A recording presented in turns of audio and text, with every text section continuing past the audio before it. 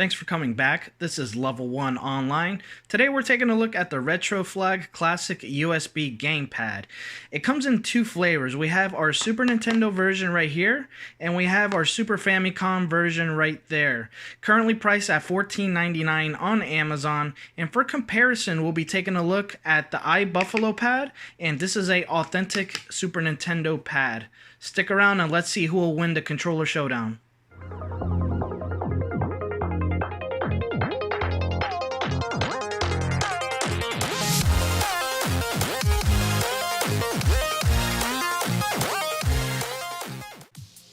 Alright, so first thing we're going to do, we're going to get these controllers out of their boxes. Let's start with the SFC version.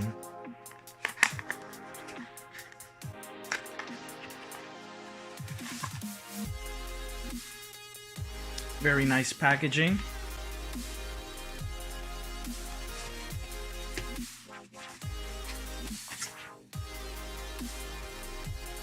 One thing I noticed right off the bat, says made in China.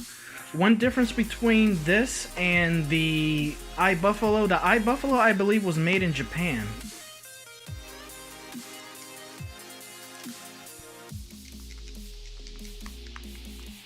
Feels really good. It is a little stiff. That's gonna happen with the first time you use a controller. Let me just grab this and click the buttons. This feels a little bit more broken in because I've been using it for a while, but it feels very similar.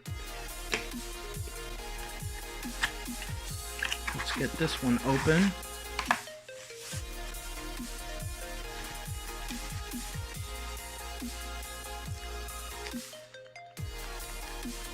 Oh, this feels really good. I'm very used to the buttons right here, how they are. So let's grab our Super Nintendo controller. Let's do a comparison. These feel a little bit more squishier. After all, they've been used for a while. This feels just right. The D-pad feels just right. And there's a size comparison right there.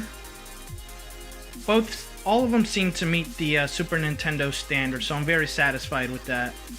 So one thing I can point out, when comparing the iBuffalo controller to our Retroflag, we notice right off the bat that there's two extra buttons right here. We have the turbo button and the clear button.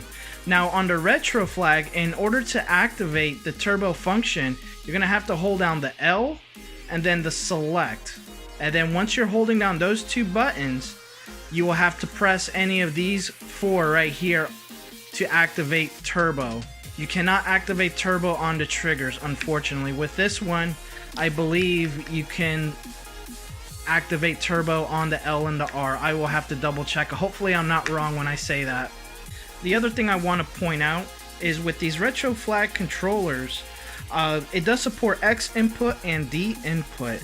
The way how that works is you hold down the X button, which is right here, as you're plugging it in for X input, and then the Y button for direct input. Now if you're looking to find out the weight of all of these controllers, the inside, see what's going on, what kind of parts they're using, see if they're weighted down, I challenge you to go check out Mad Little Pixel's review of these controllers. He goes into great detail and he's one of my favorite channels to check out. I'll make sure to put a link to that video in the description.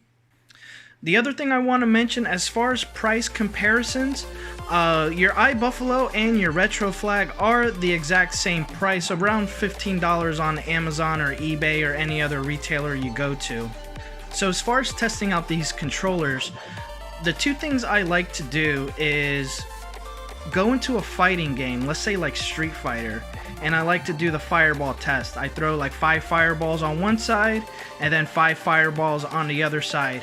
And then from there, I'll kick it into regular Nintendo. I'll take it to either Ninja Gaiden 1 or 2, and there's certain parts of the game where you're holding the right arrow and then you have to suddenly switch to down.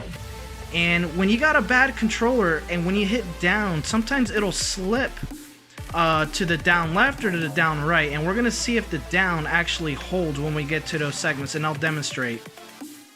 Alright guys, we got our controller hooked up to our Raspberry Pi and we're gonna do the Hadouken test.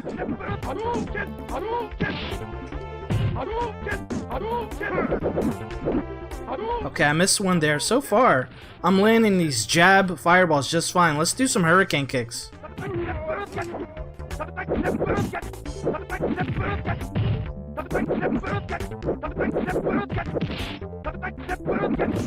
So I'm having a little trouble doing the hurricane kick. Okay, it's coming out now. It's just a little stiff on the D-pad. Let me see if I can throw out some shurikens. Yeah, I am having... There's one. Alright, so this round I'm just going to try and throw uppercuts, or dragon punches. I am having difficulty pulling this off. There's one.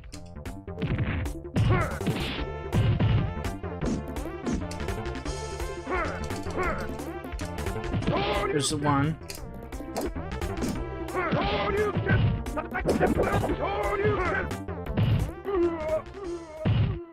Maybe I'm just rusty, or maybe it just feels the pad is just a little stiff. I just think it needs a little bit breaking in. But yeah, if you're a Street Fighter player, I would highly recommend that. I tell you what, let's hop over to Nintendo and let's try that test with the directional arrows.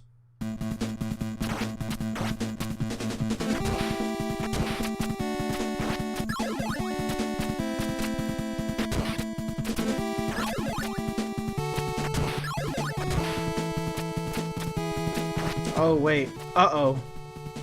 I needed to crutch. Yeah, I am trying to crutch and it keeps going forward.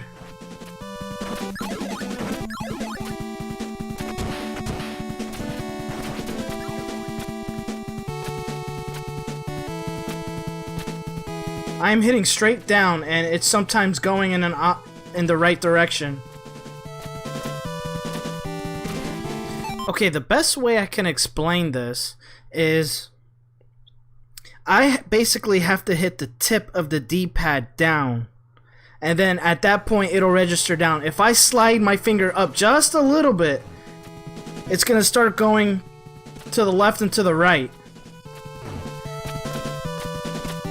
So this is critical for this game.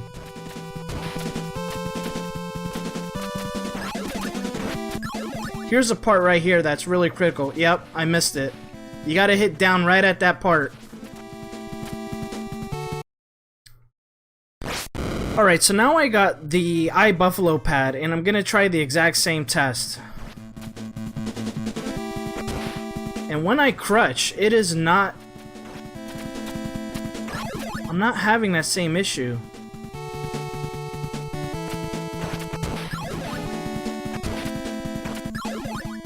Yeah, everything is coming out really precise.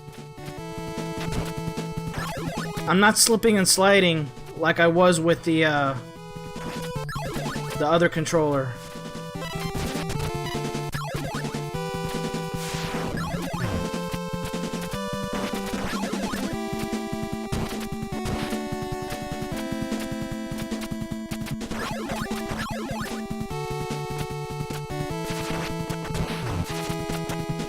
Alright, let's try this part one more time. Perfect.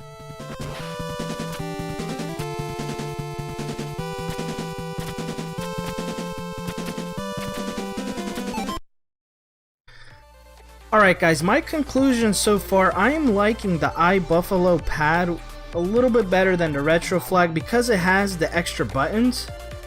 And I tell you what, let me actually test right now to see if the turbo buttons work on the L and R. And yes, they do. So let's do a comparison. With the iBuffalo, you have 6 buttons that you can use for turbo, but with the Retroflag, only 4.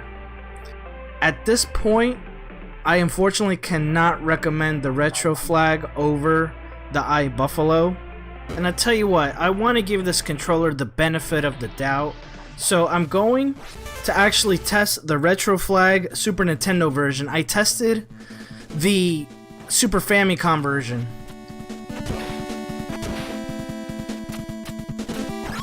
Okay. Everything's going good here. I hit down and it's not slipping and sliding. This actually feels like the iBuffalo.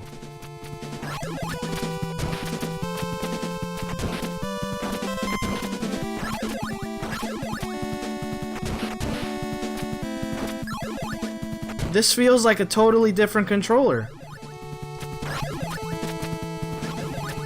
Alright, let's see if we nail this. Boom! Alright, so I noticed something. I'm having issues with the Super Famicom version of the Retroflag, but the Super Nintendo version, the gray one, is working just fine, just like the iBuffalo. So I tell you what, my recommendation at this time, I don't know what's going on.